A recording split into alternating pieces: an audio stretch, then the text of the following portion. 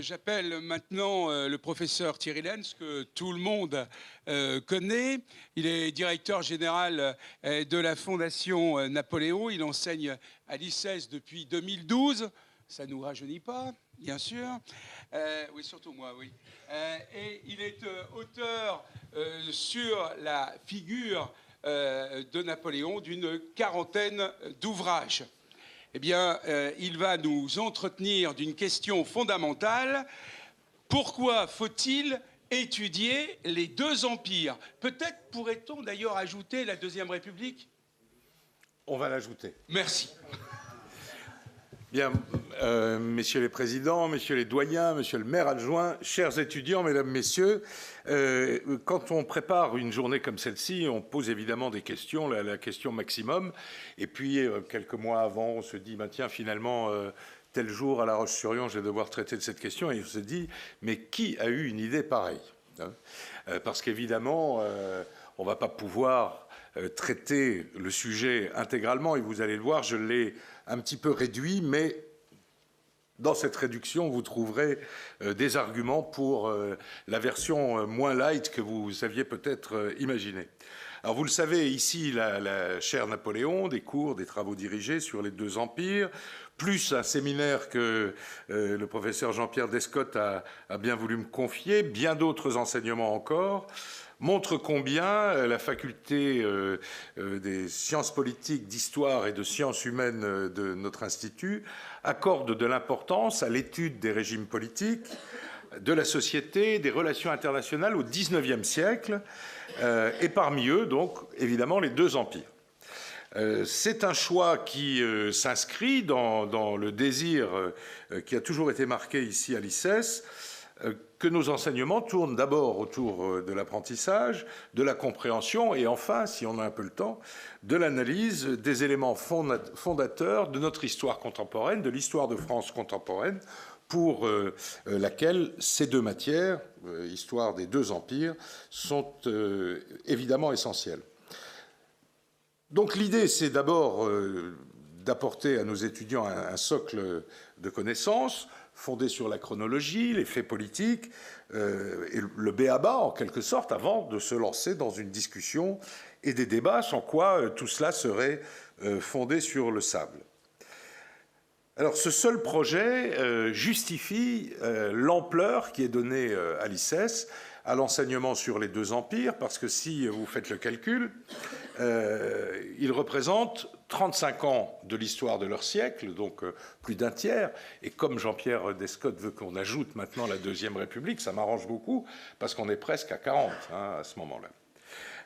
Et quand je dis 35, c'est uniquement si l'on compte le temps de présence au pouvoir des deux Bonaparte. Et vous verrez tout à l'heure que moi j'étends encore cette période en amont et en aval. Avec Napoléon, on pourrait par exemple parler de son rôle post-mortem, avec la légende, la place dans toutes les formes d'art, de littérature, dans l'historiographie elle-même, qui est en elle-même une histoire particulière. Avec Napoléon III, on pourrait prolonger son règne avec la survivance du bonapartisme, et puis ce fameux mythe du sauveur qu'il avait agité une première fois, mais qu'il permet de réagiter, d'ailleurs un mythe du sauveur qu'on réactiverait volontiers de nos jours, mais sans avoir évidemment de solution. Bref, étudier les Bonapartes, c'est étudier tout le XIXe siècle, qui est véritablement leur siècle, hein, le siècle des Bonapartes, et même un petit peu plus, je vous en parlerai tout à l'heure. Alors déjà, cette réalité temporelle serait suffisante pour justifier l'acquisition, l'approfondissement de nos connaissances les concernant, et j'ajouterais, mais c'est un argument purement administratif et on va le dire à la limite presque stupide, que puisque c'est sur la plaquette, on vous oblige à étudier les deux empires, mais c'est évidemment insuffisant. Et comme vous le disait Pierre tout à l'heure, l'histoire n'est pas seulement le passé, ne serait-ce que parce qu'elle est une clé de compréhension du présent. En creux, comme on ne devrait pas dire, les résultats que Pierre Branda vient de vous montrer montrent bien qu'il y a à la fois une grande appétence dans la parole publique sur l'histoire, mais aussi une très grande ignorance, hein, puisque on utilise ces choses à tort et à travers. Pierre n'a pas eu le temps de vous montrer, mais les petites enquêtes deux par mois qu'ils font sur la façon dont on utilise l'histoire dans la vie publique sont assez rafraîchissantes, hein, et montrent à quel point nous avons encore, nous avons du travail devant nous pour que ça ne continue pas dans les années à venir. Alors, comme cette histoire n'est pas le passé, clé de compréhension du présent, les règnes des deux Napoléons nous apprennent aussi à comprendre des ruptures, des élans dont l'écho se fait encore entendre de nos jours, c'est vrai, mais nous permet aussi de passer derrière le rideau pour aller voir un peu comment se déroulent les choses, puisqu'on a, je vous rappellerai tout à l'heure, une documentation pour étudier ces périodes qui est tout à fait exceptionnelle. Et puis, comme nous l'avons défini à la Fondation après avoir beaucoup travaillé sur ces sujets, il y a des thèmes essentiels qui ressortent de ces deux matières. Pour Napoléon Ier, c'est le thème de la réconciliation nationale. Reste ensuite, évidemment, à expliquer comment, pourquoi, etc. L'avènement de la méritocratie, qui est véritablement fondée, organisée à cette époque-là. Et pour le Second Empire, une entrée dans la modernité, entre guillemets, presque dans le XXe siècle, et l'étude d'une première forme de mondialisation, car là aussi, on nous rabâche les oreilles sur une mondialisation qui serait une surprise, divine ou pas, des 50 dernières années. En réalité, comme vous le savez déjà, il y a eu plusieurs mondialisations dans l'histoire, et celle qui commence sous le Second Empire est particulièrement intéressante. Donc on le voit, beaucoup de termes et d'idées qui résonnent sur notre présent et qui peuvent être utiles à la compréhension des événements si, évidemment, nous connaissons les tenants et aboutissants de ces situations dans le passé pour nous permettre de réfléchir, non pas de copier, mais de réfléchir sur le présent. Alors on peut dire aussi ce que n'est pas un enseignement sur le Premier et le Second Empire. Ça n'est évidemment pas une exaltation du premier Napoléon et une réhabilitation du second. On a bien sûr affaire ici à des personnalités exceptionnelles, mais leur parcours ne nous met pas à l'abri et ne nous interdit pas de nous occuper de la critique, de la réflexion sur leurs hauts faits, mais aussi leurs erreurs, à condition, évidemment, de ne pas succomber aux sirènes de l'anachronisme, qui avait été le thème d'une intervention que j'avais faite dans ces journées d'études il y a 2 ans. Ceci étant dit, le rôle personnel des deux empereurs ne peut pas être gommé. C'est grâce à eux, ou à cause d'eux, que des faits politiques, sociaux, économiques, diplomatiques ont été ce qu'ils ont été. Le reconnaître, c'est aussi prendre parti dans le rôle, non pas des grands hommes, mais des individus dans l'histoire et dans sa marche. Hippolyte Taine, qui n'aimait pas tellement Napoléon, a essayé de rabaisser sa carrière à une aventure. Alors c'est vrai que la singularité du parcours de Napoléon Ier lui donnerait presque raison. C'est une biographie étonnante, miraculeuse, une chute vertigineuse, tout ça est presque inexplicable. Mais elle exprime la vertu de Napoléon, une vertu machiavélienne, et on va le dire, le triomphe d'une certaine forme de volonté. Mais Napoléon est un self-made man d'une ampleur particulière ou d'un type particulier. Son aventure n'a pas été qu'une aventure individuelle, elle a répondu à une quête de son époque, et Georges Pompidou disait que pour être un grand homme, il faut arriver au bon moment. Le moment est donc aussi important que l'homme, mais l'homme, ici donc le grand homme, joue lui aussi sur le moment. C'est par cette combinaison que le premier Napoléon a concerné, a entraîné toute une nation, toute une génération, à certains égards, tout un continent dans cette épopée, appelons-le comme ça.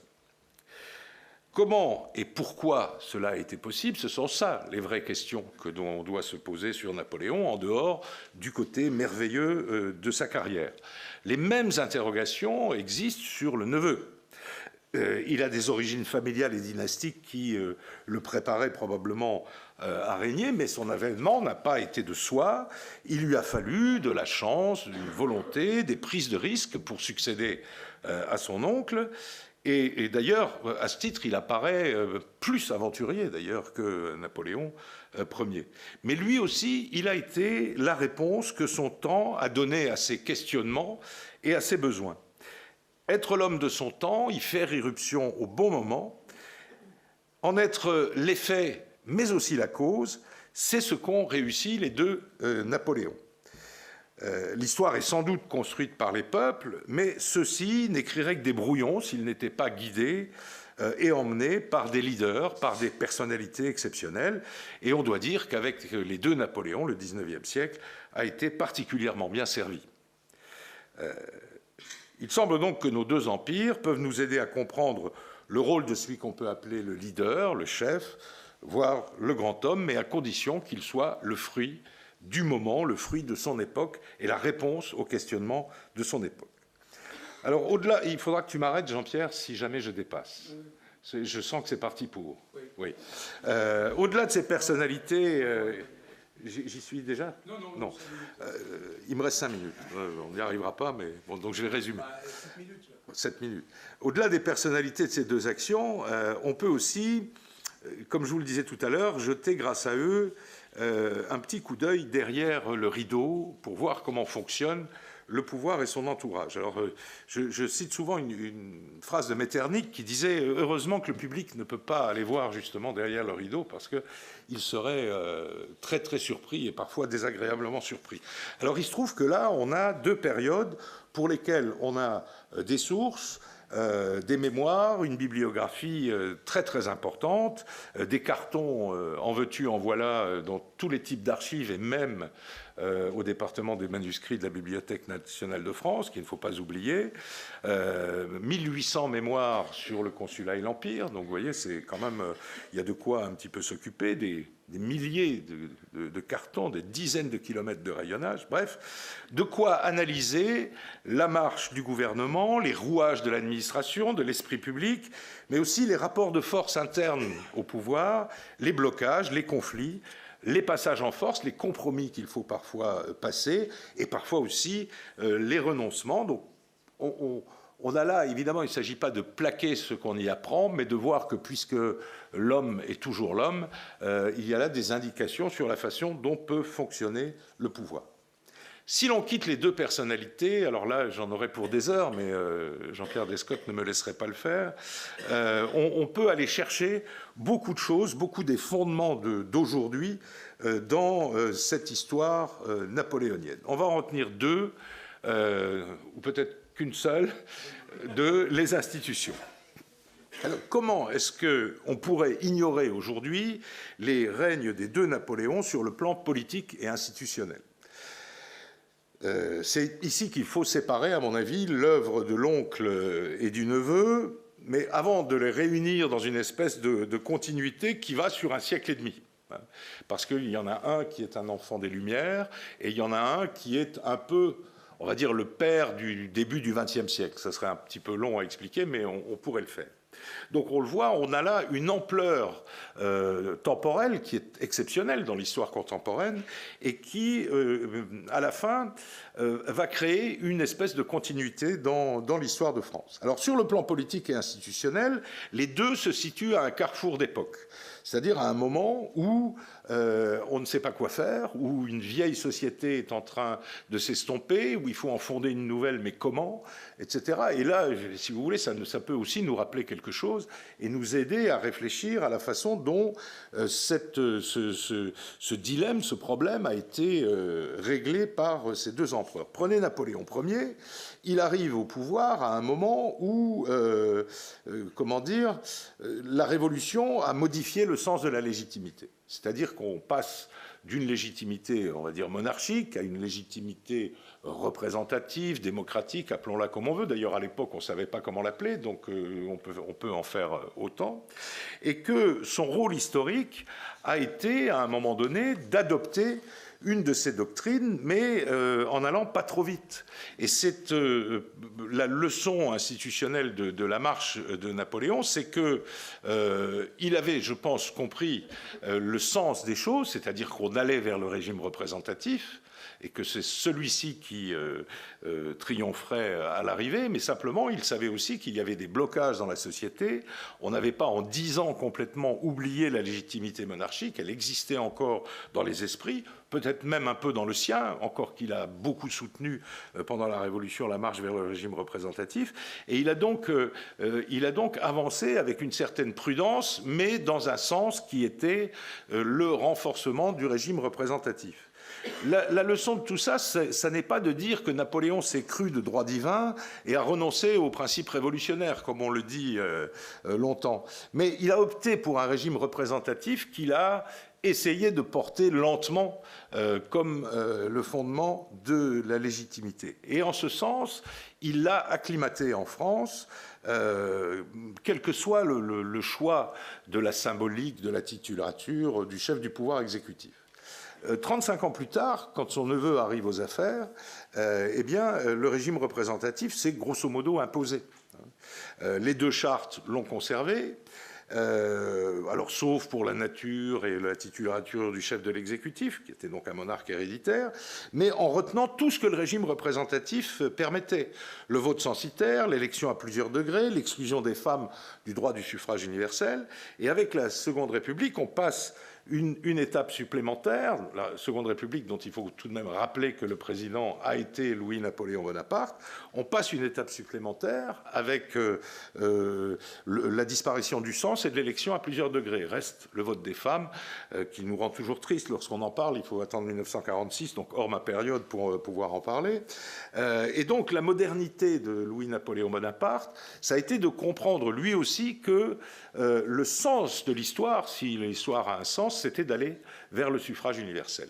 Et c'est si vrai qu'il a lui-même préparé son accession au pouvoir à travers le suffrage universel. Sa victoire écrasante à la présidentielle de 1948 n'est pas due au fait qu'il s'appelait Bonaparte. Ça a probablement joué pour le faire connaître, mais il avait, bien avant cela, il s'était adressé directement au peuple, y compris d'ailleurs, comment dire, de façon très très indirecte, l'extinction du paupérisme, les idées napoléoniennes, etc. Mais surtout, il avait mis en place des agents électoraux, des comités électoraux dans les villes, les villages, qui ne se connaissaient pas, qui ne parlaient pas du même bonapartisme, entre guillemets, mais peu importe. Il avait compris que la source du pouvoir serait le suffrage universel. Et c'est lui qui a permis le basculement complet vers le régime représentatif, avec comme corollaire le suffrage universel, et il en a tenu compte pendant tout son règne.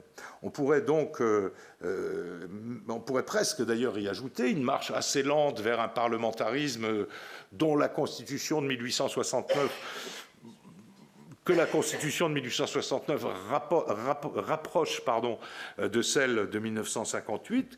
Et on pourrait donc dire à ce moment-là, si on prend l'histoire de France comme un tout et comme quelque chose qui s'étale pour les périodes qui nous concernent sur 2 siècles, que Napoléon III est le chaînon qui unit Napoléon Ier, l'homme du XVIIIe siècle qui acclimate le régime représentatif. Napoléon III est le chaînon qui relie ce XIXe siècle au général de Gaulle avec la Constitution de 1958. Donc on le voit, cette histoire n'est pas que le passé que l'on raconte et que l'on aime bien étudier. C'est aussi quelque chose qui nous sert à une analyse de la marche de la société politique française. Sur la diplomatie, je sauterai. Si jamais on publie tout ça, je le mettrai dans nos actes ou dans notre publication. En tout cas, l'exemple que je vous ai donné à l'instant pourrait se multiplier à l'infini sur pratiquement tous les thèmes historiques, y compris en matière économique. Romain Trichereau nous en parlera tout à l'heure, y compris en matière sociale. Jean-Pierre Descotte en parle dans le livre dont Romain Trichereau nous parlera tout à l'heure, etc. Et donc on le voit, ce sont des éléments de compréhension des choses. Les progressistes, ceux qui nous disent qu'ils vont construire un homme nouveau, évidemment, sont des adversaires de l'histoire. Puisque l'homme nouveau, il doit naître de quasiment rien. Et évidemment, vous n'aurez pas ce besoin, cette injonction de vous intéresser à l'histoire. Et c'est ce dont a souffert à la fois l'enseignement secondaire, mais aussi l'université pendant des années. C'est-à-dire que, y compris dans les facultés d'histoire, on en niait l'épaisseur et on en niait les aspects chronologiques et d'interaction d'une période sur les autres. Voilà, on pourrait multiplier à l'infini les raisons et l'intérêt d'étudier les deux empires qui sont loin, mais qui sont proches aussi de nous par cette chaîne historique, sont les racines de l'histoire de France et de l'Europe. Elles ont fait entrer les sociétés dans leur architecture contemporaine, tout en étant terminées. Encore une fois, il ne s'agit pas de dire que c'était le bon temps, c'est tout simplement d'admettre dans le bilan que ces deux régimes ont eu cette importance-là. Et j'ajouterai une dernière raison de les étudier, en plus du fait que c'est sur la plaquette, c'est une idée qu'a développée, alors malheureusement j'ai perdu la source exacte, mais c'est François Furet qui fait tout un paragraphe dans un de ses livres pour vous expliquer, voilà pourquoi je fais de l'histoire, etc. Alors c'est très compliqué évidemment, puis à la fin, il vous dit mais non, au fond, je fais aussi de l'histoire parce que ça m'amuse. Ça m'amuse parce que l'historien a aussi le droit de s'amuser. Quand il est tout seul dans son bureau, il a le droit de trouver du plaisir à faire de l'histoire et à l'étudier. C'est évidemment tout ce qu'on peut vous souhaiter. Les deux empires, c'est de la longue durée sur une période courte. Ça fera plaisir à la nouvelle histoire. Elle est facile parce qu'il y a une grande variété, une grande disponibilité de sources qui sont rédigées dans une langue que nous comprenons sans aucun problème. Ce sont des histoires exemplaires à plus d'un titre et explicatives à plus d'un titre qu'on a essayé d'esquisser. Elle est donc passionnante. Elle est pour nous, sur le plan mental, à une courte distance de compréhension. Au fond, c'est les idées politiques et la façon de vivre de nos arrière-grands-parents, grosso modo, enfin des vôtres. Pour moi, c'est mes grands-parents, voire même mes parents. Et donc, elle est formatrice, à la fois pour approfondir la science historique, on va dire, mais aussi, et je rebondis sur l'idée que Pierre Branda a agitée tout à l'heure, elle nous aide aussi à devenir de meilleurs citoyens, et un meilleur citoyen, c'est forcément un citoyen libre. Je vous remercie de votre attention.